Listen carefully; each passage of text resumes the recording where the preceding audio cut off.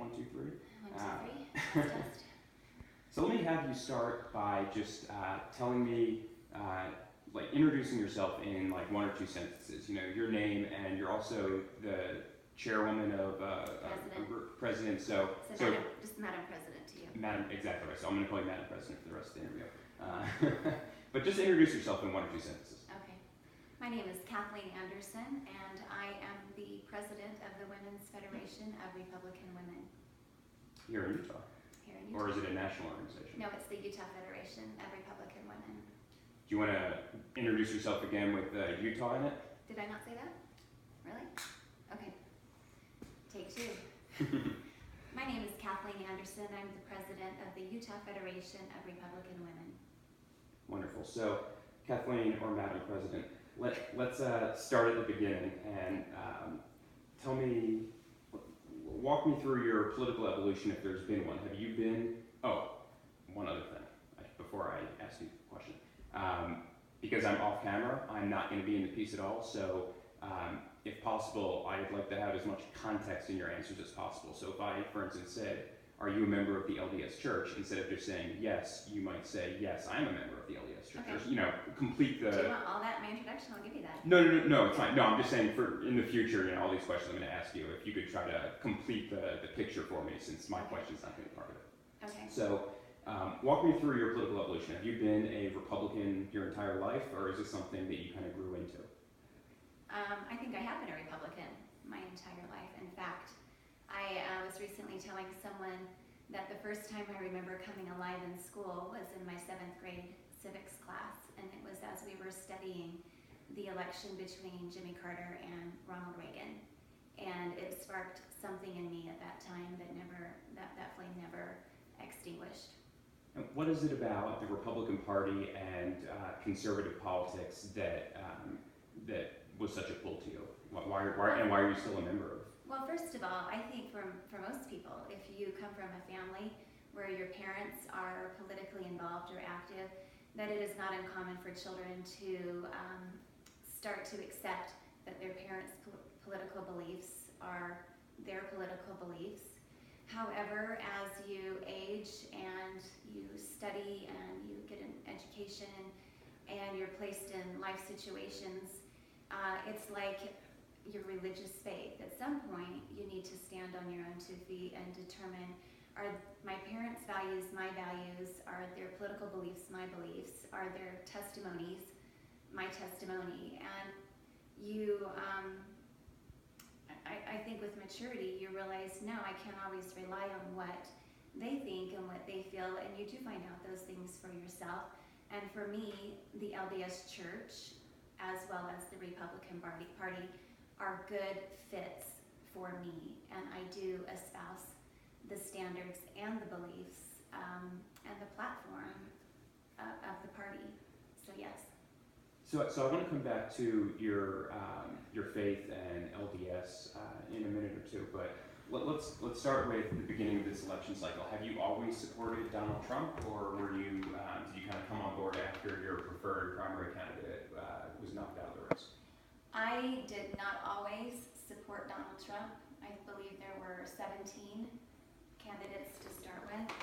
I was always intrigued, however, by Donald Trump because I saw him doing things that were atypical for a candidate, especially for a Republican candidate. And it caught my interest. And I would say he was always in my top 3. And by the time the primary rolled around here in Utah, he was the only one of my top 3 still standing, and I did vote for him in the Utah primary, presidential primary. And why for you is he what America needs right now? Because I believe that we need a bold leader. I feel that we have been on an apology tour for the past 8+ years, and I don't agree with that. I know that there are a lot of people, not a lot, but there seems to be a thought that American exceptionalism is a bad thing. I personally don't think it's a bad thing. I never have felt a need to apologize for being an American. I have always been very proud to be an American. I believe America is an extremely benevolent and good nation, and I believe we have been a beacon in this world. And I I will never, ever apologize for the good that this country has done. And I think that we are quick to forget the good that this country has done. And I want a strong leader. And I do believe that to be a country, a strong country, you need to focus first on your country before you can be that good influence elsewhere. When you have weakened yourself to a point where we are no longer a beacon within our own borders, I don't see how that light continues to shine brightly outside those borders beyond that. And I do believe America is a great country, and I know that the slogan to make America great again has been made fun of, that we're still a great country, but I understand what Donald Trump is saying when he says, let's make America great again. I think he wants to remind Americans of what an exceptional country we are, especially those who seem to have forgotten that we are an exceptional country. I'm curious about how you feel about Hillary Clinton. Hillary Clinton, I don't admire her personally. I don't espouse her views on issues or policies. I do admire, however, that she is as competent and capable as she is, and I wish that we had a Republican woman who was equally competent and capable. That's a lot nicer sentiment than I've heard so far in my reporting. And my follow-up question was going to be, is your Trump vote an anti-Hillary vote? But given your answer, I don't know whether it is. I don't believe that my Trump vote is an anti-Hillary vote. My Trump vote is a Trump vote. Okay. So let me ask you, so let's go to the LDS now. And you're a member of LDS, right? Yes, I am a member of the LDS Church. In fact, my family was converted to the LDS Church when I was 7 years old, and at the time I actually lived in the state of Virginia, or the Commonwealth of Virginia. Okay. So what I've noticed in my reporting so far is that a lot of people, Republicans, because that's who I've spoken to so far, don't like either candidate. They said, I spoke to someone yesterday who said he was morally repulsed by Donald Trump and politically repulsed by Hillary Clinton, and sees them equally as terrible people.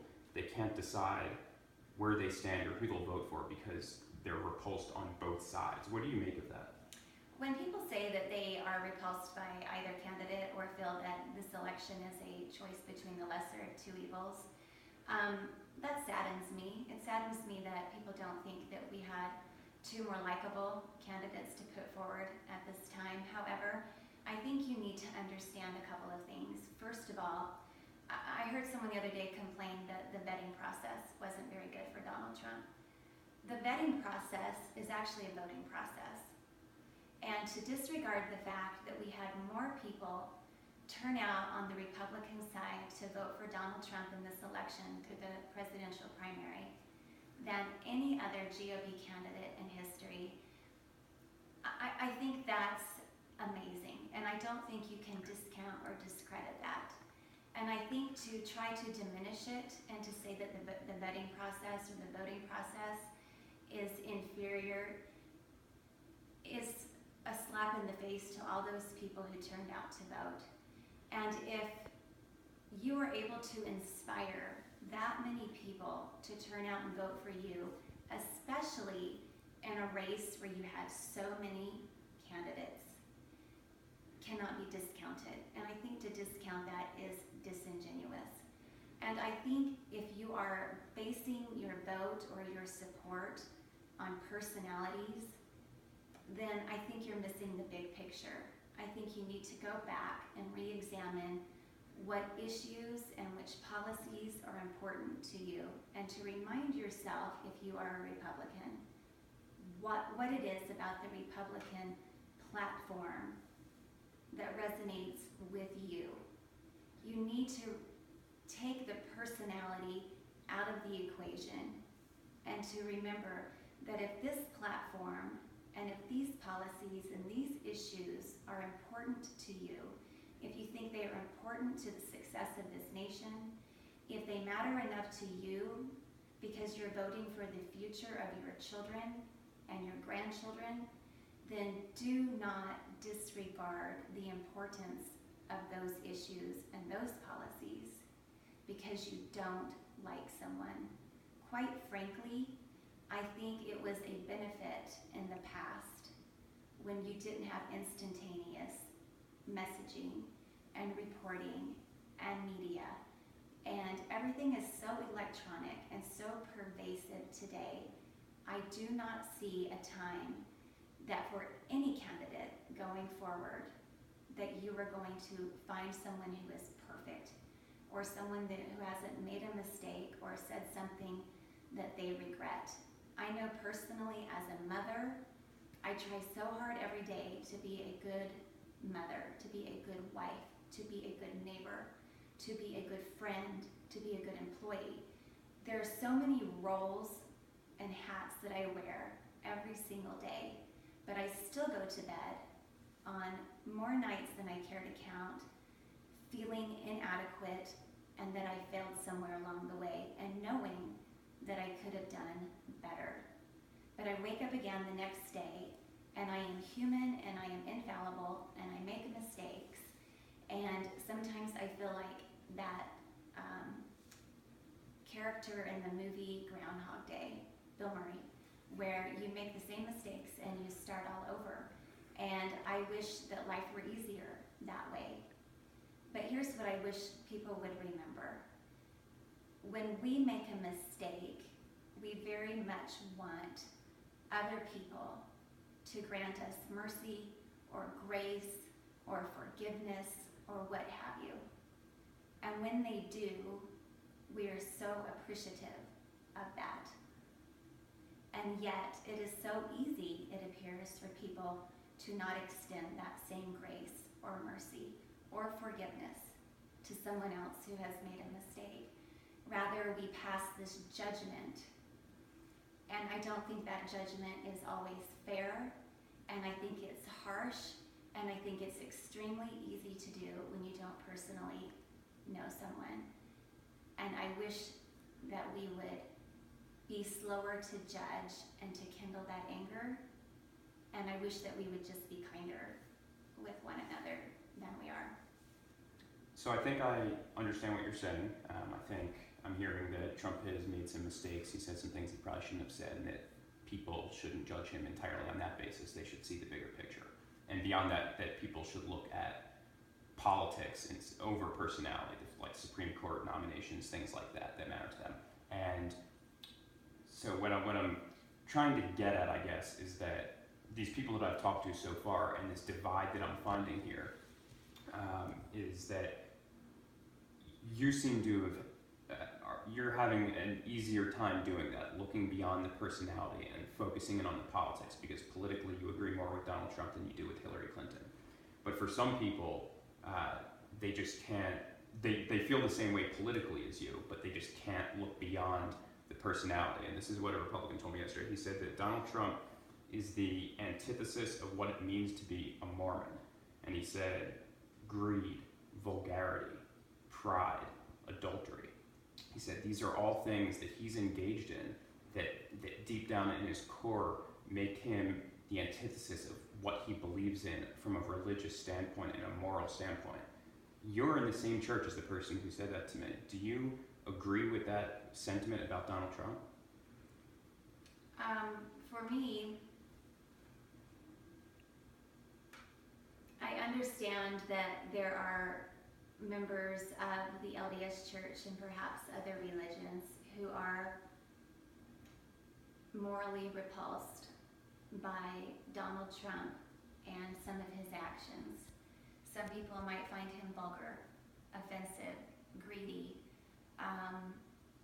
many other qualities that are reprehensible.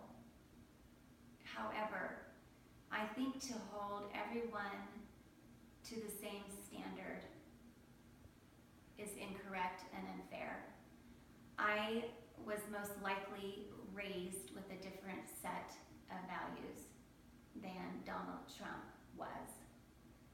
I don't know what his upbringing was. I was not privy to that. I was not there for that.